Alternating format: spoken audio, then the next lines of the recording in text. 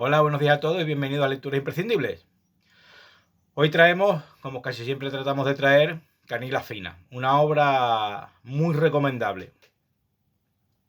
Una obra que está a caballo, nunca mejor dicho, entre lo que puede ser la novela quijotesca de Cervantes y la artúrica de Sir Thomas Malory, Salvada a las distancias.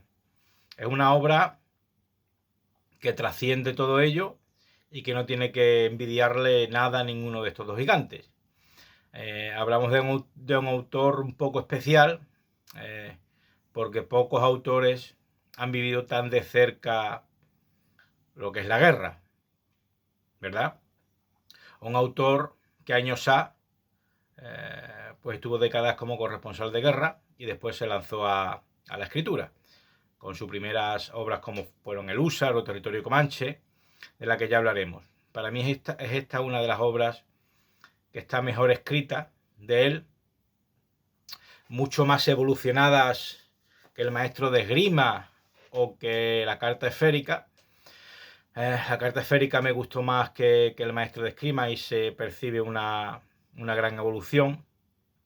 Y esta obra de la que vamos a hablar hoy en día, a mi juicio, está mejor escrita que las dos precedentes. Al final, pues, podemos vislumbrar, obviamente, que la calidad literaria de un autor temprano no tiene nada que ver con lo que un autor es capaz de desarrollar después.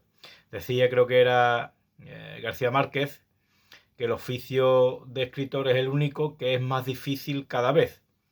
Y es cierto, cualquier otro oficio, pues como puede ser pues, un mecánico o un escultor o un ingeniero, cada vez que tú haces el trabajo, llevas muchos años, más fácil te resulta. Sin embargo, con la escritura pasa a la inversa, te tienes que superar cada día a ti mismo, porque si no, pierdes los lectores. Y aquí se ve una evolución bastante notable de lo que fue el Pérez Reverte temprano y el Pérez Reverte más actual. Nos referimos a Sidi, que fue terminada de escribir, si no me equivoco, en 2017. Y que habla de las aventuras y desventuras del Cid Campeador, allá por el siglo XI. Es una obra que retrata una época muy corta de la vida del Cid, apenas unos meses, y no su época más importante. Es como si tomásemos toda la vida del Cid y tomásemos una foto fija en alguno de sus planos, pero como digo, no es la parte de vida del Cid más importante. Su destierro, su injusto destierro ya ha acaecido, y bien en la novela se cita de alguna manera, de manera retrospectiva, y después pues su intervención en Valencia va a acaecer, que también se habla de ello de manera prospectiva en la novela. La novela se sitúa en una época pocos meses después de su destierro, a manos del rey Alfonso, y cómo con un puñado de hombres, de lanzas, sobre todo pues de Vivar, que era su pueblo, y algunos territorios exteriores y otros que se le unen, pues como mercenarios, literalmente como mercenarios, para ganarse el pan, el Cid pues se tiene que buscar la vida y sirve o trata de servir a diversos señores. Y está en una época en la que sirve, en esto se centra la novela, al señor moro de Zaragoza. En aquella época convulsa, España era un reino de taifas, literalmente, y también había pues reinos cristianos, y todos disputaban entre sí. Así que no era extraño, del todo extraño, que cristianos sirvieran a moros y moros sirvieran a cristianos. Había allí un berenjenal y una mezcolanza de tres pares de cojones, si me permitís la expresión. Y el Cid pues tuvo que servir para ganarse el pan, por una serie de circunstancias que se explica en la novela, al rey moro de Zaragoza, a Mutamán, y explica pues toda la vivencia mercenaria que tuvo el Cid con respecto a este señor feudal. De la novela podemos sacar el contraste entre cómo vivían las taifas moras, o la nobleza de las taifas moras, cómo vivían los reinos cristianos, la gran diferencia que había, y sobre todo lo descarnado de las batallas en el siglo XI. Es cierto que es una novela dura, ¿verdad? Podía haber sido más dura. Yo creo que aquí el autor conscientemente creo que se contuvo un poco, igual para no echar a muchos lectores para atrás, pero una novela dura donde se cometen barrabasadas y que no están imaginadas por el autor, sino que probablemente acaecieron realmente. Hablamos de una novela que entra de la categoría de la ficción histórica, en la que los acontecimientos pudieron desarrollarse así, o tal vez no, pero la esencia de la historia permanece inalterada, ¿verdad? Y así, pues, el Cid, a través de su servidumbre a este señor, se relaciona con diversos personajes, tanto dentro de su propia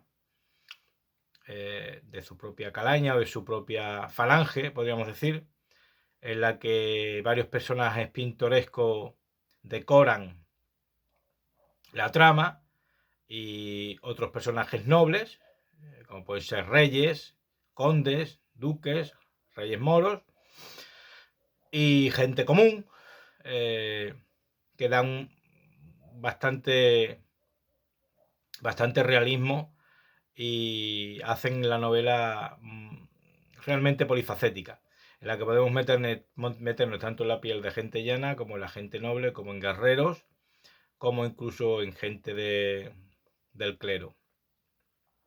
Por ponerle un pero, se me ha hecho muy corta. Es una novela que te la lees en 2 días, tiene mucho diálogo, lo que hace que la lectura sea más dinámica. Tiene también algunas palabras moriscas, verdaderamente, que fueron palabras de la época. También tiene algunas citas en latín. Explica cómo el Cid consiguió su famoso caballo o uno de sus famosos caballos y la famosa espada que llevaba puesto al cinto, Tizona. Se explica la historia de Tizona y cómo terminó en sus manos.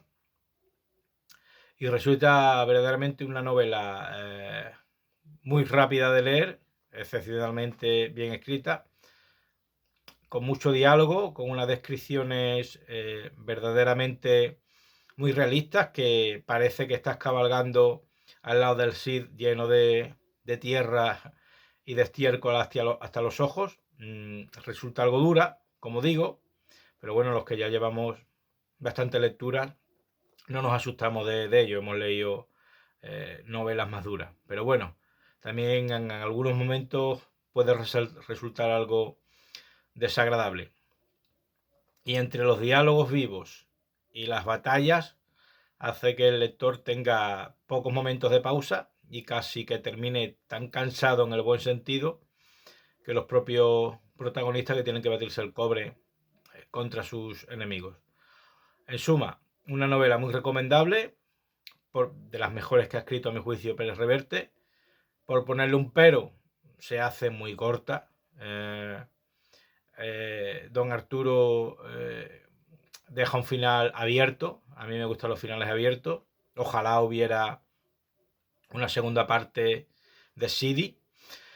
Sabe a poco, ¿verdad? Y choca un poco que una obra sobre el Cid no retrate quizás que llegue a ser biográfica, ¿verdad? O con respecto a la vida del Cid, no llega a retratar los elementos, las partes más importantes de su vida, sino retrata, digamos, lo que era su vida cotidiana después de su injusto destierro. Una obra excelente, con muchos pros y pocos contras, y los contras que le podemos poner a la novela es que se hace demasiado corta y que sabe a poco, y que se echa de menos, yo eché de menos, más referencias de las que hay a los momentos más importantes del Cid.